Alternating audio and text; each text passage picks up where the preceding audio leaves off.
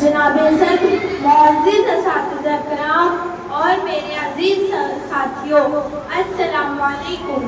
وعلیکم السلام۔ رہبر بھی ہے ہمدم بھی ہے یہ غم خوار ہمارے، رہبر بھی ہے ہمدم بھی ہے یہ غم خوار ہمارے، استاد یہ قوموں کے ہے معمار ہمارے۔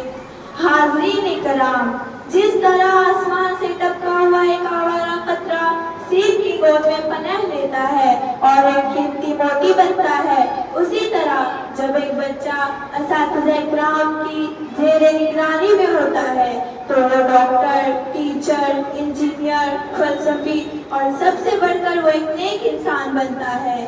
سامعین کرام، لوہا اگر آگ میں نہ تپائے، سنگ تراش پتھروں پر ضرب نہ لگائے اور کمہار مٹی کو نہ گھولے تو چیزوں کو کبھی بھی خوبصورت بنایا نہیں جا سکتا۔ اسی لیے استاد بھی طلبہ کو ایک اچھا انسان بنانے کے لیے طلبہ کو کئی مشکلات سے گزارتے ہیں۔ سزائے دینا اساتذہ کا مقصد نہیں ہوتا۔ تم نے ہم ذروں کو رشک ماہ و انجم کر دیا، تم نے ہم ذروں کو رشک ماہ و انجم کر دیا، گوہر مقصود سے دامن ہمارا بھر دیا، موج طوفان سے الجھنے کا ہمیں جوہر دیا، غم کے صحراؤں میں نخلستاں کا منظر دیا۔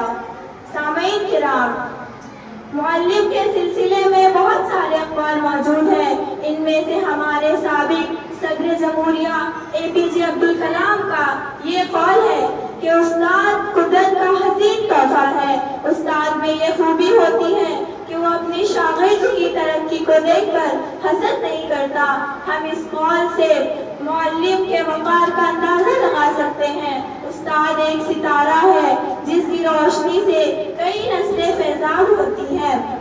سامعین کرام، استاد کا درجہ والدین سے بھی اونچا ہے، کیونکہ وہ نہ صرف دنیاوی تعلیم دیتے ہیں بلکہ روح کی بھی تربیت کرتے ہیں، جس سے طلبہ دنیا و آخرت کی مصیبتوں سے بھی محفوظ رہتے ہیں۔